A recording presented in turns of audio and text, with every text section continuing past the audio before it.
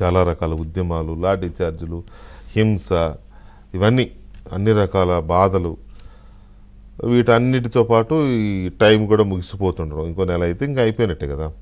So ఈ ముగిసిపోతున్న నేపథ్యంలో ఈ 3 ముక్కల ఆటకి ఇక తెరపడినట్టేనా?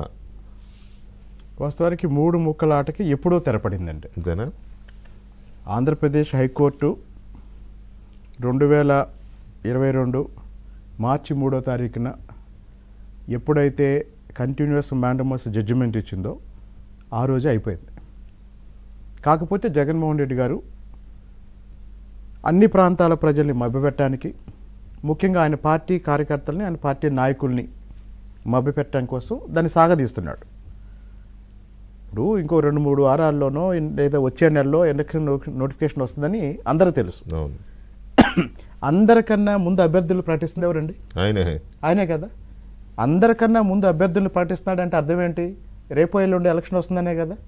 మరి రేపో ఎల్లుండో ఎలక్షన్ వస్తుంది అని చెప్తున్న ఆయన రేపో ఎల్లుండో అవకాశం వస్తే విశాఖపట్నం వెళ్ళి ఏం చేస్తాడు? అక్కడ నుంచి దిగేస్తాడు అభ్యర్థుల్ని. కాబట్టి ఇక్కడ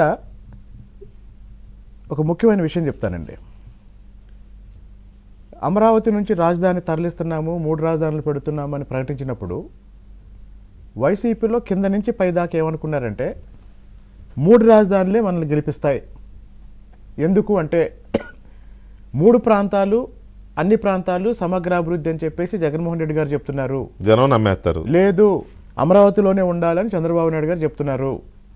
అప్పుడు ఈ 3 రాజధానులు ప్రకటించిన తర్వాత కృష్ణా, గుంటూరు జిల్లాలు ఎమ్మెల్యేలు సీఎం క్యాంప్ ఆఫీస్కి వెళ్ళినప్పుడు అక్కడ చెప్పింది ఏంటంటే వాళ్ళకి, చంద్రబాబు నాయుడిని 2 జిల్లాలకు పరిమితం చేస్తాను, గుంటూరు, కృష్ణాకి, మిగతా 11 జిల్లాలు మనం స్వీప్ చేస్తాము, మీరేమి భయపడొద్దు, వెళ్ళిపోండి అని చెప్పారంట. అంటే 3 రాజధానులే గెలిపిస్తాయి అన్న దగ్గర నుంచి ఈరోజు వాళ్ళ పరిస్థితి ఏంటంటే 3 రాజధానులే ఓడిస్తాయి,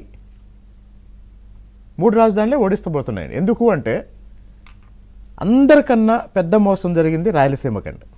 అవును, అది వాస్తవం. రాయలసీమకి న్యాయ రాజధాని ఇస్తానన్నారు, హైకోర్టు ఇస్తానన్నారు, ఇచ్చున్నా ఒక పని అయిపోయేది. లేదా రాయలసీమలో పెండింగ్లో ఉన్న ఇరిగేషన్ ప్రాజెక్ట్స్ ఏవైతున్నాయో వాటిని పూర్తి చేసి రాయలసీమలో తెలుగుదేశం పార్టీ అధికారంలో ఉన్నప్పుడు హార్టికల్చర్ హబ్ కోసం, ఎలక్ట్రానిక్ పరిశ్రమల కోసం, ఆటోమొబైల్ చాలా పరిశ్రమలు వచ్చినాయి. వాటన్నిటినీ కొనసాగించి నెక్స్ట్ లెవెల్కి తీసుకెళ్తే ఇప్పుడు కియాకి సంబంధించిన యాక్సెసరీస్, ఇట్లాంటి అనుబంధ పరిశ్రమలు రాయలసీమ ఈ పార్టీకి కేవలం రాయలసీమలోనే 2-3 లక్షల ఉద్యోగాలు వచ్చి ఉండేయండి. ఉత్తరాంధ్రలో ఉన్న పెట్టుబడులు కూడా పంపించేశారు. అంటే ఎక్కడా పెట్టుబడులు రాలేదు, అభివృద్ధి లేదు. ఇప్పుడు ఈ చివరి క్షణంలో కూడా ఎందుకు మరి కేసుల మీద కేసులు వేస్తున్నారు? ఇన్ని కేసులు ఎందుకు వేస్తున్నారంటే డబ్బులు ఆయనే కాదండి. రైతుల తరపున ప్రతి రైతు కౌలు రాకపోయినా అప్పులు చేసుకొని, సందాలు వేసుకొని ఎకరానికి ఇంత అని చాలా మందికి తెలియాలి. రైతుల తరపున ఎవరో రాజకీయ నాయకులు, రాజకీయ పార్టీలు ఖర్చు పెడుతున్నాయి అనుకునే పొరపాటండి. అసలు అమరావతి ఉద్యమంలో ఈ కేసుల కోసం ఖర్చు పెట్టడానికి డబ్బులు లేక జేఏసీ నాయకత్వం ఎంత నరకం అనుభవిస్తుందో నాకు తెలుసండి. గ్రామాల్లో రైతు జేఏసీ.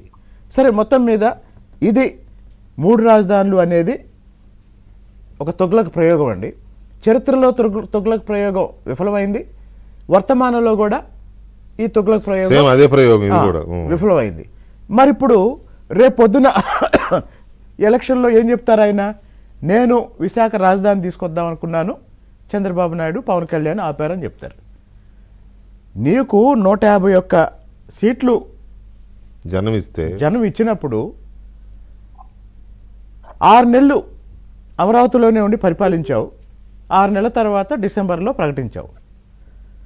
డిసెంబర్లో ప్రకటించే ముందు కనీసం న్యాయపరమైన ఇబ్బందులు ఏం వస్తాయి అని స్టడీ చేయలేదు.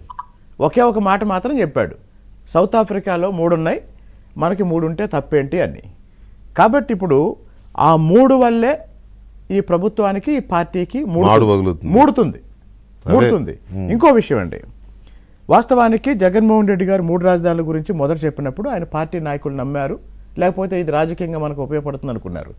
ఈరోజు జగన్మోహన్ రెడ్డి నిర్ణయం తెలివి తక్కువ నిర్ణయం, తుగ్లక్ నిర్ణయం అని తెలుగుదేశం నాయకులు అభిమానుల కన్నా ఎక్కువగా